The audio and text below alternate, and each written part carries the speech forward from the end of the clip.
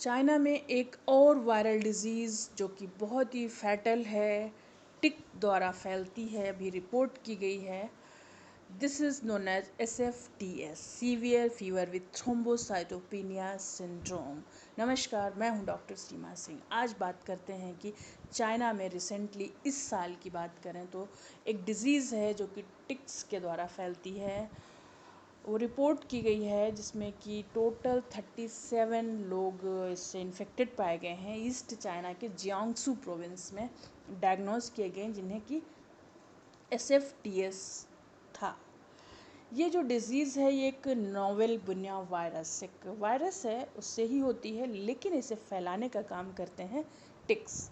Ticks insect से होते हैं, छोटे छोटे, जो कि जब काटते हैं, जो कि वो वेक्टर का काम करते हैं, कैरी करते हैं वायरस को, काटते हैं तो उस व्यक्ति में इंजेक्ट कर देते हैं।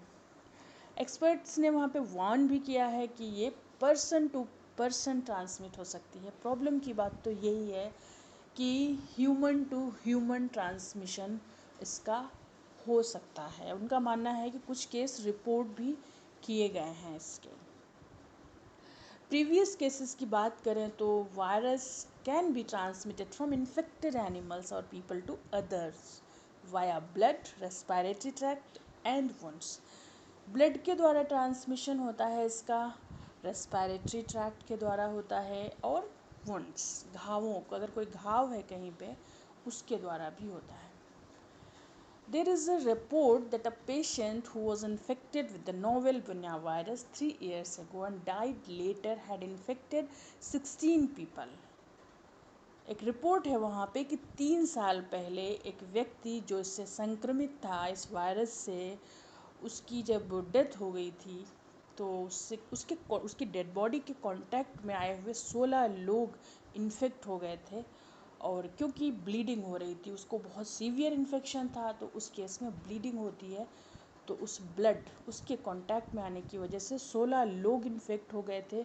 उसमें से भी बाद में डेथ रिपोर्ट की गई थी 1-2 लोगों की, तो बाद में एक व्यक्ति की उसमें से डेथ रिपोर्ट की गई थी।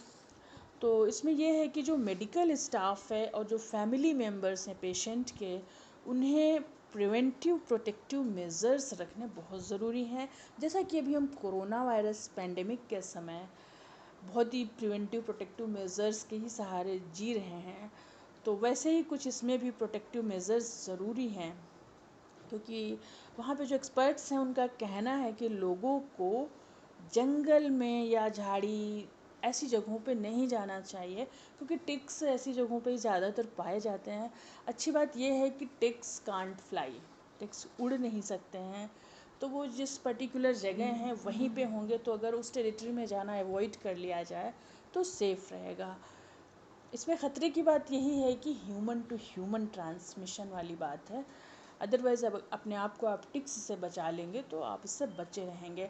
टिक्स जो होते हैं लार्वी से लेके एडल्ट तक अगर देखें तो वो ब्लड फीडिंग करते हैं वार्म ब्लडेड एनिमल्स का। वार्म ब्लडेड जैसे कि जो मैमल्स होते हैं दे आर वार्म ब्लडेड, तो एनिमल्स एंड ह्यूमन सभी उसमें आ जाते हैं। तो नोवेल बुनिया वायरस जो इन्फेक्शन है ये गर्मी के समय समर्स में बढ़ जाता है, बिकॉज जो टिक्स हैं इनकी ब्रीडिंग ज़्यादा होती है गर्मियों में, टिक्स की संख्या बढ़ेगी तो इसका इन्फेक्शन ज़्यादा होगा। इसलिए टिक बॉर्न वायरस जो है लोकल एपिडेमिक ही कह सकते हैं, बिकॉज टिक्स जिस जगह पे हैं उसी जगह इसके होने की ज़्यादा संभावना है।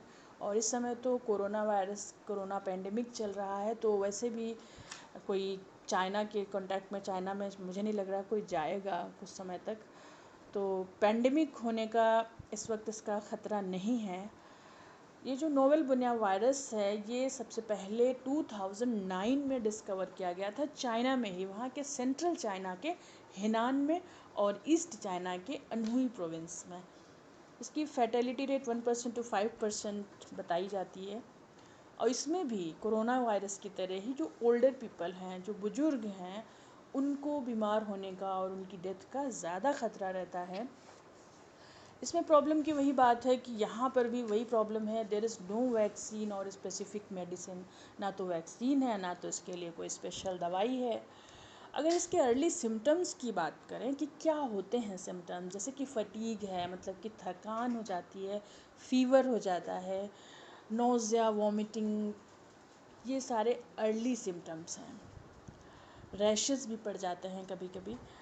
और अगर इसके SFTS के एकदम से कि एक इन्फेक्टेड व्यक्ति है, जो क्लिनिकल मैनिफेस्टेशंस हम कह सकते हैं जिसे, उसमें फीवर तो है ही, प्लेटलेट काउंट डाउन हो जाता है, वाइट ब्लड सेल्स मतलब कि WBC काउंट भी नीचे चला जाता है, मल्टी ऑर्गन डिसफंक्शन, बहुत सारे ऑर्गन काम करना बंद कर देते हैं। तो माइल्ड केसेस में तो लोग रिकवर कर जाते हैं इसमें, लेकिन सीवियर केसेस में मल्टी ऑर्गन फेलियर हो जाता है, रिकवरी मुश्किल हो जाती है। तो हम एक चीज़ नोटिस करें कि इसके जो सिम्टम्स हैं सिमिलर टू डेंगू की तरह ही, जो एक बहुत पिक्योलियर फीचर है डेंगू में कि प्लेटलेट काउंट का डाउन होना, वही बात यहाँ पर भी है, प्लेटलेट काउंट का डाउन होना।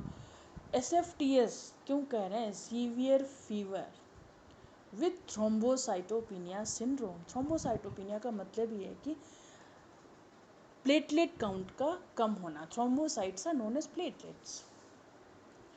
तो टिक्स जो होते हैं ये बहुत सी बीमारी कैरी करते हैं। टिक्स बहुत सी वायरल, बैक्टीरियल और रिकेट्शियल डिजीज़ को ट्रांसमिट करते हैं।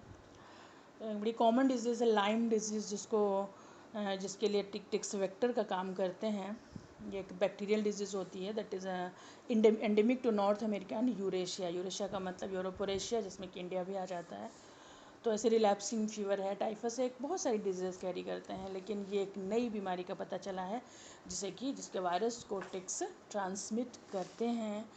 सो फिलहाल तो ये चाइना में ही है और भी कम लेवल पे है, लेकिन कभी भी स्प्रेड हो सकता है। So we have to be careful. Thanks for listening.